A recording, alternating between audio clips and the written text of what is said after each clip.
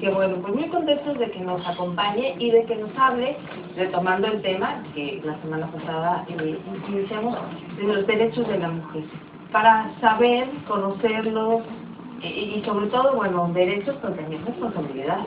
Y obligación.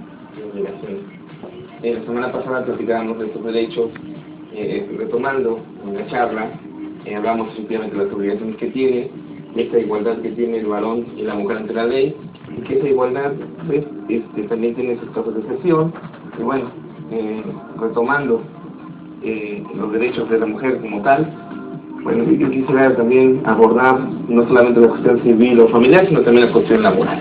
Es decir, qué derechos también la mujer tiene en base al artículo 123 constitucional, cuando están prestando algún servicio o laborando para alguna empresa, y que, bueno, como mujeres pues, pueden estar embarazadas, y bueno, que conozcan cuáles prerrogativas tienen, las obligaciones que tiene el patrón para con ellas, y inclusive también los derechos constitucionales indígenas que ahora nuestra Constitución tutela tajantemente, sí, en cuanto a la mujer. Bueno, en cuanto a la Constitución, bueno, ya había establecido que el artículo 4 establece que somos iguales ante la ley, pero no solo eso. Habla inclusive también en el artículo 1 constitucional que cuando hay conflicto de intereses, se tendrá que atender a las costumbres, ¿sí? A las costumbres indígenas, de los pueblos indígenas, de las comunidades indígenas, siempre y cuando no rebaten los principios constitucionales, ya sean federales o los locales, pero atendiendo sobre todo a los intereses de los menores, de los viejitos, de los incapacitados y de las mujeres. Es decir, ahí nuestra Constitución también regula la importancia que tiene la mujer en nuestra vida pública, social, política. Entonces, bueno, a raíz de estas reformas que ya tienen algún tiempo, se vigila mucho el derecho que tiene la mujer en las comunidades, en los pueblos indígenas, porque bueno, juegan un papel muy importante y es donde más son, valga la expresión, pisoteados sus derechos. Okay. Es donde más está arraigado esas costumbres, donde el varón es el que... El único que puede, ¿no? Exactamente.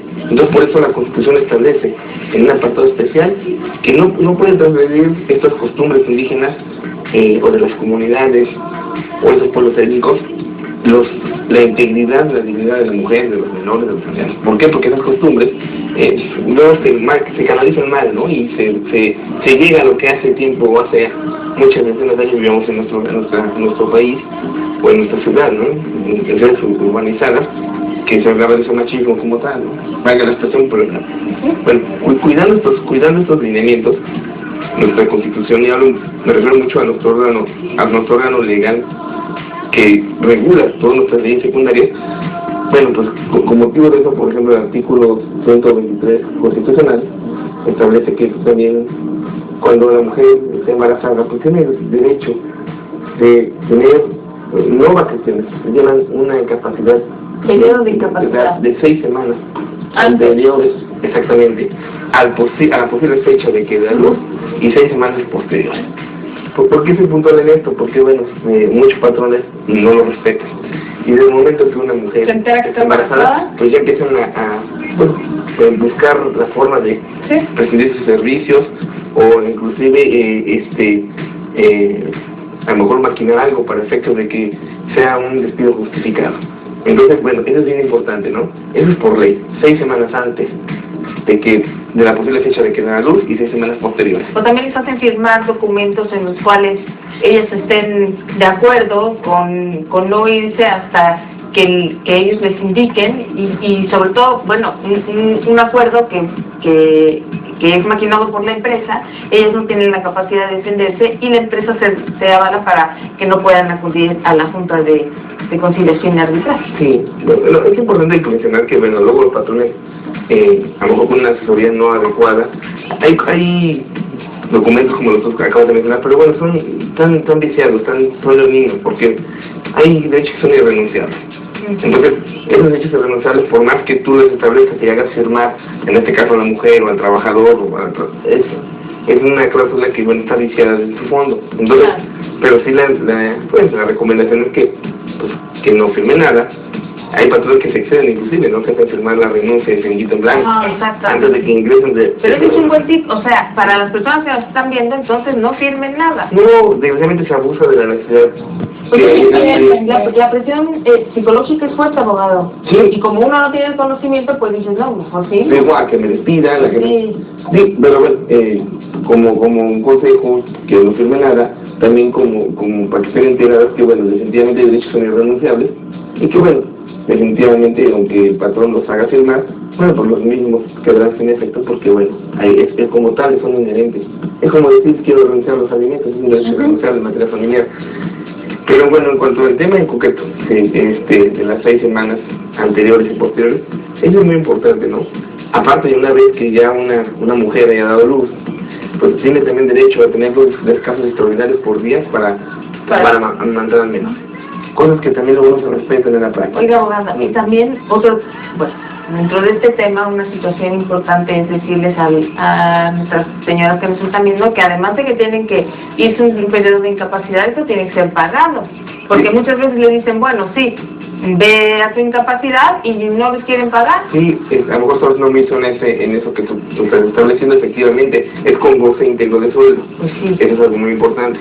También estos descansos extraordinarios, que deben ser 2 por día, de cuando menos media hora, pues también no tienen por qué, a lo mejor esa media hora descontársela de su jornada laboral. También la ley marca ciertas obligaciones y responsabilidades que nosotros debemos tener, como por ejemplo cumplir con cierto tipo de revisiones médicas para que se puedan dar este periodo de incapacidad. Sí, bueno, entonces, ya tiene cada empresa, ¿no? Que normalmente es una obligación del empresario o del patrón, perdón, afiliar a sus trabajadores del seguro social, ¿no? Pero bueno. Vaya, con la empresa, con la institución de salud que estén afiliados. Sí, lo que digo también es importante porque pues, el mismo patrón está obligado a darle las condiciones laborales, es decir, donde se da la fuente de trabajo, para que no tenga ningún riesgo tanto la mujer como el producto que viene en camino.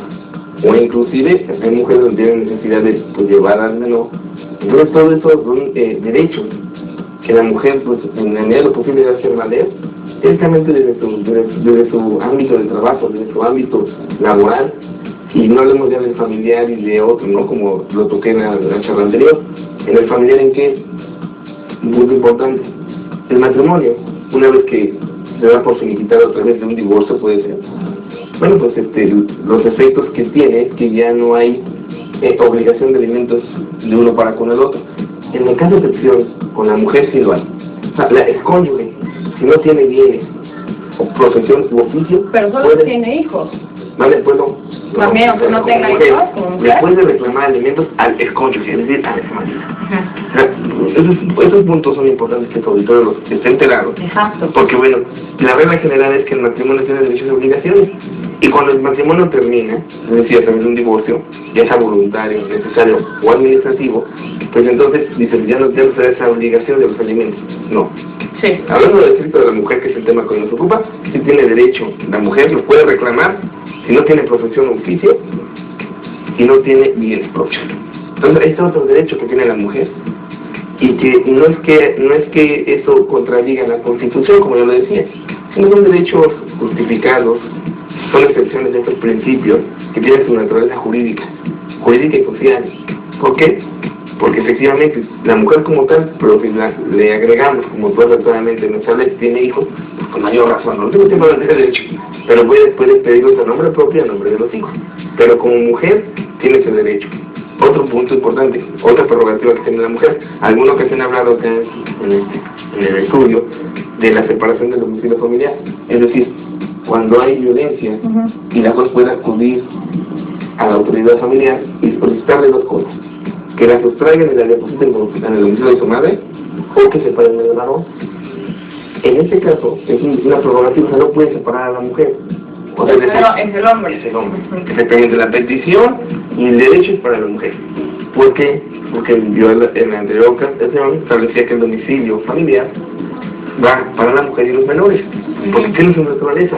Porque la mujer, como tal, primero menor de 7 años con la mamá, ya lo había comentado. Entonces, en ese cúmulo de cuestiones que regula la ley y que busca, pues ese núcleo que es la familia. Y como tal, pues qué mejor que los menores con la mamá, y que el domicilio llega a ser intocable en ese aspecto. Es decir, que si tú quieres que la mujer la separe del domicilio como varón, no puede. Pero tú sí como mujer, si sufres violencia y tienes esa urgencia de que esa violencia se puede, entonces ya puede... Sí, que tiene que ser. Y ya solicita la separación de él, llega el personal de juzgado con policía que se auxilien para que puedan ejecutar la orden de juez. Te preguntan a solas, ¿confirmas tu petición? Sí. ¿Y por qué digo a solas? Te lo había comentado porque hay varones que hasta con la mirada controlan la mujer. Entonces, a solas, confirmas la petición de que los separemos, o sea, de que los saquemos del domicilio o que te deposamos con tu mamá, sí lo confirmo. Ya hasta que los traigan a él, obviamente con sus alimentos de trabajo, de equipo, ropa, o a ti te llevan a depositarte con tu mamá. Pero el hecho de que el hombre pida que se traigan a la mujer del domicilio, eso no se puede. Oye, abogado, disculpa la interrupción, lo que pasa es que hay varias llamadas para ti, fíjate, bueno, primero una felicitación, te mando muchas felicitaciones, la licenciada Margarita Hernández. Muchas gracias, un saludo. Bueno, y también es que si puedes hablar de los derechos de las concubinas, tenemos poco tiempo, pero para darle atención y salir a esta llamada. Rapidísimo, acuérdense que el concubinato es un matrimonio de hecho, es decir, tiene los mismos efectos que el matrimonio de derecho. O sea, que el matrimonio lo que es un contrato que celebramos ante un juez de registro civil de las personas, y el concubinato se da por efectos de una relación en la cual los dos estemos en posibilidad de encontrar matrimonio, pero no lo hemos firmado. ¿Qué es esa posibilidad? Que estemos solteros. Es un punto importante. Apenas me preguntaban en el público, uno era casado y la otra era soltera, y de un año concubinato con todo de adulterio de parte de que está casado. Entonces tiene que estar todo. Es un punto importante, soltero, puede haber hijos, y el concubinato sufre efectos al momento que se van dando los dos propósitos de matrimonio. Entonces, los derechos de las concubinas es lo mismo. Tenemos los mismos derechos de la concubina, sí. Saca la expresión concubina, pero en eso nuestra ley ha sido muy progresista, porque sí tienen los mismos derechos. Inclusive, para acreditar ese concubinato, podemos tramitar ante el juez familiar, se le llama una información ad perpetuum, es una información testimonial, donde yo puedo acreditar con dos testigos, obviamente bien sustentados y documentales, que yo veo un concubinato con tal persona. ¿Por qué lo toco? Porque eso no va a servir como un documento para tramitar antecedente para tener los derechos. Exactamente, la información al perpetuo ante un juez de la familia. Si me permiten, la otra semana puedo tocar el concubinato desde un aspecto más profundo, en un aspecto también de por qué se origina, por qué la ley lo contempla, y qué derechos tiene, que es como el matrimonio, pero cuáles excepciones no puede tener. Estaría muy bien, y para finalizar, ¿cómo saber si estoy divorciado, si mi mujer vive con otra persona, y dónde puedo acudir? ¿Cómo? Mire, ¿cómo saber? Bueno, primero, ante juez que nos casamos, que es un juez del registro civil de Estado, de las personas, es un juez del registro del Estado civil de las personas, es un juez administrativo, saber dónde te casaste, sacan prueba de juzgados del registro civil. Vamos a pensar que en su momento, a lo mejor si se casó en el 80, se me ocurre, ahora habría cuatro juzgados, ¿no? Si quieren también la otra semana lo explicamos perfectamente, porque creo que está un poquito sobre el tiempo ahora. ¿Cómo no? Un poquito, pero de todos modos que hicimos darle salida y agradecer mucho que nos llamen. Sí se puede investigar, Donde nos casamos tiene que haber un acta de divorcio. Si no lo hay otras formas, pero de otra semana lo vemos. Y si no, que me den el despacho, y con gusto atiendo a las personas de manera gratuita para que les informe cómo podemos. Muchas gracias, maestro Porfirio Ramírez Mendoza. Ya sus datos están apareciendo en pantalla, y la próxima semana no nos perdemos la sección porque hay varios temas que vamos a aterrizar. Muchas gracias, nos vemos la próxima semana. Hacemos rapidísimo una pausa, pero no se vayan.